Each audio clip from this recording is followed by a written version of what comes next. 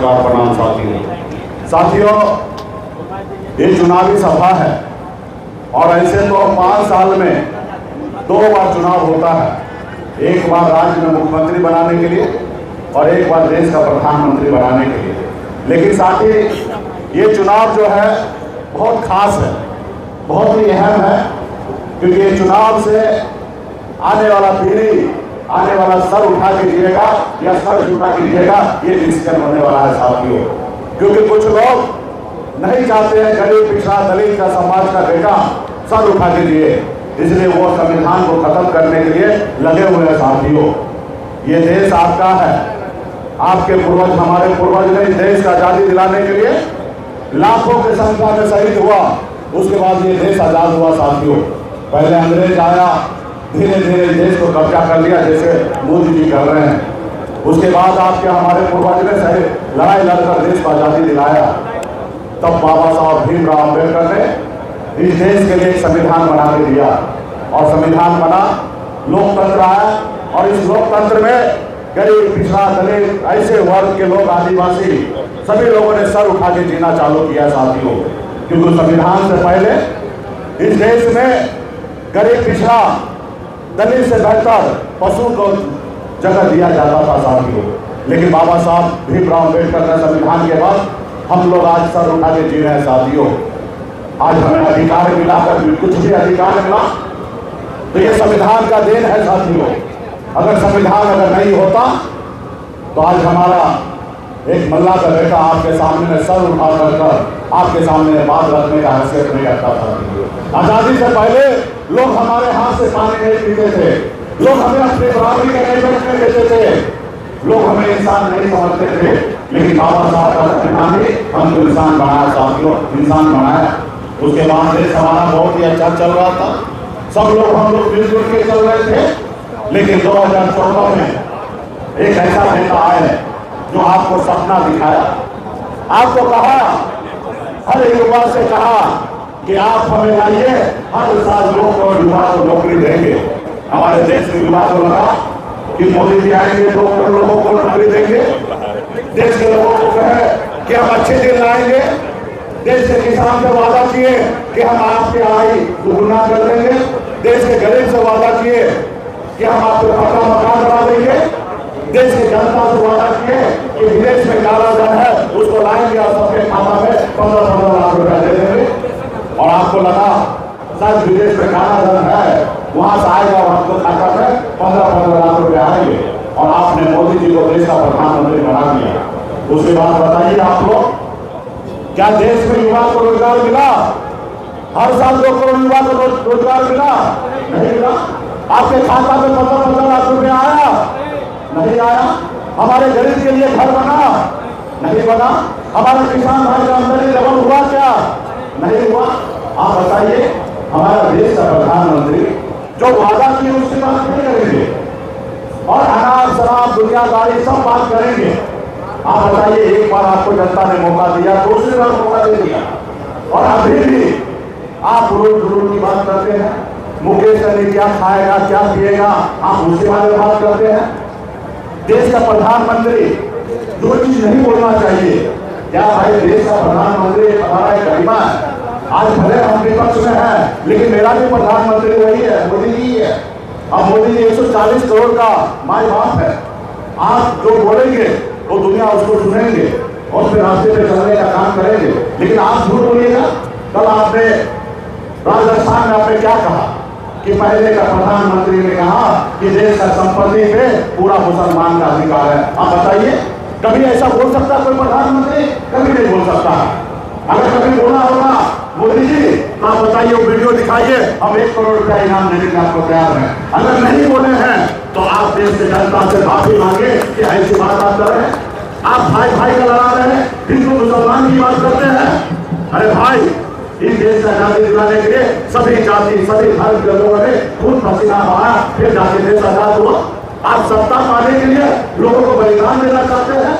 तो साथियों, ये जो सरकार है, ये आपका सरकार नहीं, गरीब किसान का सरकार नहीं है।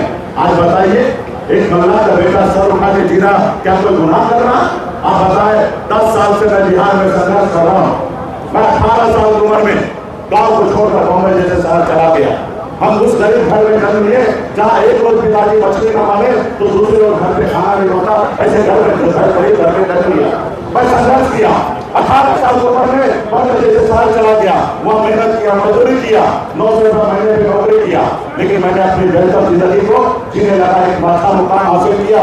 फिर मैं बिहार आया तो देखा लोग काम के घर बनाने के सोच रहा है, लेकिन आज हमारे लोगों के लिए महिलाएं तमाम ऐसे किसान लोग जाती कोई भर्ती पढ़ाने के घर नहीं है। तब हमने बॉम्बे का जिले को छोड़कर पिछले 10 साल से मैं अपने समाज के हक अधिकार के संघर्ष कर रहा हूँ। 2020 में आपने देखा पहली बार एक मल्ला का बेटा 4 विधायक बनाए और हमारे सहयोग से बिहार में सरकार बना। साथियों, अगर हम नीतीश कुमार जी को समर्थन नहीं देते तो नीतीश कुमार बिहार का मुख्यमंत्री 2020 में नहीं बनता। हमारे सहयोग से मुख्यमंत्री बना, हम मंत्री बने, हम अपने लोगों के लिए हक अधिकार का काम कर रहे थे सरकार में रहकर, लेकिन देखा एक अतिथिशा का बेटा आज मंत्री बन गया, 4 विधायक बना लिया, कल 40 बना देगा। इसको रोको, अगर नहीं रोकोगे तो ये और इसका समाज आगे बढ़ जाएगा। उन्होंने हमारे साथ क्या किया, हमारे विधायक को खरीद लिया, हमको सरकार से बाहर कर दिया जो सरकार हमने बनाया था। आप बताइए, एक गरीब अति पिछड़ा का बेटा आगे बढ़ रहा है, उसको रोक रहा, क्या हमको सर उठा के जीने का अधिकार नहीं है? आजादी के 75 साल के बाद पहली बार तो मल्ला का बेटा सर उठा के जीना सीखा, लेकिन आपने उसको सर उछलने का काम किया। इसलिए साथियों, ये गरीब का सरकार नहीं है, ये अडानी अंबानी का सरकार है। ये कभी किसी गरीब पिछड़ा का हक अधिकार की बात कर ही नहीं सकता। साथियों, हक अधिकार की बात ही नहीं कर सकता। आज बताइए कैसा सरकार है हमारा। मोदी जी कहते हैं कि तुम हमें चंदा दो, हम तुमको धंधा देते। अब बताइए, देश का प्रधानमंत्री चंदा लेकर उसको धंधा देगा क्या? बड़े बड़े हजारों करोड़ का कॉन्ट्रैक्ट दे देता है, जो चंदा नहीं देता उसको ईडी सीबीआई का नोटिस दे देता है ताकि वो डर से हमें हजारों करोड़ का चंदा दे। आज बताइए, ये काम कौन करता है? ये तो कोई गुंडा ही कर सकता है कि धमकी देकर आपसे पैसा उठाई कर सकता है। आज हमारे देश का प्रधानमंत्री ऐसा काम कर रहे हैं। तो ये साथियों, आज बड़े बड़े करोड़पति और या बिजनेसमैन से चंदा लेकर वो पैसा कहाँ से कमाएगा भाई?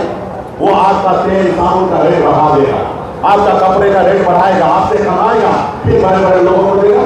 आज मोदी जी पार्टी नहीं चला रहे, ये कंपनी चला रहे हैं, बनी हुई सरकार को गिरा देते हैं, विधायक को खरीद लेते हैं, सांसद को खरीद लेते हैं। बताइए देश कैसा चलेगा? फिर जनता किस लिए है? जनता मालिक है। बाबा साहब भीमराव अम्बेडकर ने हमें संविधान जो बना के दिया उसमें सोच समझ के उन्होंने हमें पावर दिया। साथियों, आप सरकारी नौकरी में जाइए, 60 साल का 58 साल की उम्र में आप रिटायर होइएगा, लेकिन नेता के लिए सिर्फ 5 साल दिया। साथियों, सिर्फ 5 साल इसलिए क्योंकि नेता जनता से ऊपर नहीं है, जनता का सेवक है, जनता का मालिक नहीं है। जनता के बीच में अगर वादा करे नेता, अगर 5 साल में वो वादा पूरा न करे तो जनता मालिक है और जनता उसको बदलने का काम करेगा। साथियों, बदलने का काम करेगा, लेकिन आज वो जनता को समझ ही नहीं रहा, क्योंकि विधायक को पैसा देके खरीद लेता है, बनी हुई सरकार को गिरा देता है। आप बताइए, इससे पहले कभी सुना इतना बड़ा सरकार को गिराया? लेकिन मोदी जी पैसा खर्चा करके अपना सरकार गिरा देता। आज बताइए, पूरे भारत में हर लोकसभा में, हर जिला में आलिशान ऑफिस बना रहा है। आप बताइए, ये पॉलिटिकल पार्टी का काम है, राज्य में एक ऑफिस बना के समझ में आया, हर जिला में जमीन खरीद रहे हैं, आप बड़ा बड़ा ऑफिस बना रहे हैं, यानी कि देश को कब्जा करना चाहते हैं। साथियों, इसलिए साथियों, इनको हटाना बहुत ज्यादा जरूरी है। इसलिए इंडिया गठबंधन के प्रत्याशी बहन बीमा भारती जी अति पिछड़ा का बेटी है, इनको संघर्ष करने का हम राष्ट्रीय जनता दल के द्वारा लालू जी ने आशीर्वाद दिया। आज आपके चुनाव मैदान में है, इधर उधर कुछ नहीं सुनना भाई। 2 धारा की लड़ाई है, एक वो जो संविधान को बदलना चाहते हैं और एक वो आजादी की लड़ाई लड़ना चाहता, अपने वजूद को खड़ा करना चाहता है। इसलिए साथियों, आप अपना वजूद को अगर देखना चाहते हैं तो लालू प्रसाद यादव जी का विचारधारा को मानिए, उनके साथ चलिए। आज हम लोग भी उनके विचारधारा पे चल रहे। आपने देखा नीतीश जी बीजेपी के साथ थे, वहां से छोड़कर तेजस्वी जी के साथ सरकार बनाए। आपने देखा 17 महीने में 5 लाख से अधिक युवा को नौकरी मिला। साथियों, 5 लाख से अधिक युवा को नौकरी मिला, क्योंकि वो लालू प्रसाद जी का विचारधारा था। आपने देखा सामाजिक न्याय को आगे बढ़ाने के लिए जातीय आधार गणना हुआ, जिसमें SC, ST, OBC अति पिछड़ा सभी का आरक्षण का दायरा बनाया गया। ये क्यों हुआ? क्योंकि लालू प्रसाद जी का सरकार था, लालू प्रसाद जी का विचारधारा वाला है। इससे पहले तो मोदी जी का सरकार था, नीतीश जी का सरकार था, कहाँ इससे पहले हुआ? नहीं हुआ, इसलिए क्योंकि वो नहीं चाहता कि कोई गरीब का बेटा सर उठा के दिए। साथियों, इसलिए तमाम हमारे यहाँ पे वीआईपी पार्टी के नेतागण है, हमारे सपोर्टर हैं, हमारे लोग हैं, सुनने वाले लोग हैं। निश्चित तौर पे आप समझिए कि बिना दादी आपका भाई बहन आपका बेटी है, और मजबूती से इनको मैं अपील करता हूँ कि इनके साथ खड़ा होइए और देश में बदलाव लाइए, ताकि हम लोग आने वाला पीढ़ी जो है सब उठा के जिएगा साथियों, सब उठा के जिएगा। आज मोदी जी हम लोग को दुश्मन मान रहे हैं। अरे भाई हम मोदी जी आपके दुश्मन नहीं है, हम विपक्ष में हैं। हम जनता की आवाज जो आपने कहा था वही बात रखते हैं। आपने जो नहीं कहा वो बात आप कहाँ रख रहे हैं? आपने कहा 2 करोड़ युवा को नौकरी देंगे, तो वही हम बात कर रहे हैं। हम आपका विपक्ष नहीं, हम तीसरी आंख है। जो आपने कहा वही बात को जनता के बीच में ला रहे हैं, और जनता मालिक है। जनता को निर्णय लेना है कि हमें क्या करना है साथियों। हम अपने बच्चे के साथ भविष्य के बारे में सोचे या 5 किलो चावल के बारे में सोचे साथियों। हमें मोदी जी 5 किलो चावल नहीं चाहिए, हमारे बच्चे को नौकरी चाहिए, हमें चावल नहीं चाहिए। हमारे बच्चे के स्कूल चाहिए, हमें 5 किलो चावल नहीं चाहिए। हमारे बच्चे के इलाज करने के लिए हॉस्पिटल चाहिए, हमें चावल नहीं चाहिए। अब मोदी जी के लोग कहते हैं भाजपा वाला कि मोदी जी चावल दे रहा है। अरे मोदी जी कोई मौसा के घर से ला रहे हैं? ये जनता का चावल है भाई, देश का संपत्ति है, हर एक नागरिक का अधिकार है साथियों, हर एक नागरिक का अधिकार है। क्या ये चावल या राशन पहली बार मिला?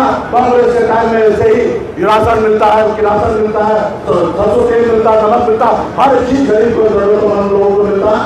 आज मोदी जी कहेंगे कि हम दे रहे हैं। अरे भाई ये देश का संपत्ति को बेच कर आप दे रहे हैं, ये कहीं आप अपने घर से नहीं दे रहे हैं।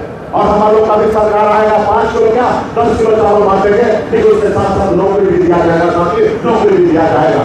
तो इसके लिए साथियों आज मोदी जी बताइए 75 साल की उम्र हो गया, और अभी देश की जनता से तीसरी बार मौका मांग रहे कि हमको फिर से मौका दीजिए, हम प्रधानमंत्री बनना चाहते हैं। और एक तरफ उन्होंने एक योजना लाया था, अग्निवीर योजना, जिसमें गरीब का बेटा, दलित का बेटा, पिछड़ा का बेटा शरीर पे सीने पे गोली खाने के जाता है, लेकिन उसका क्या किया?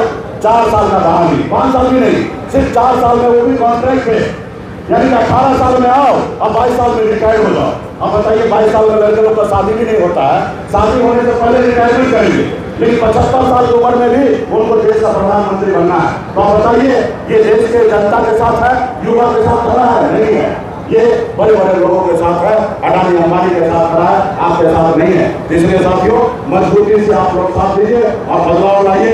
एक इधर उधर किधर भी नहीं देखना है, 2 धारा की लड़ाई है, और जो संविधान बदलने वाला है उसको हम सबका कर्तव्य है कि उसको बदलेंगे।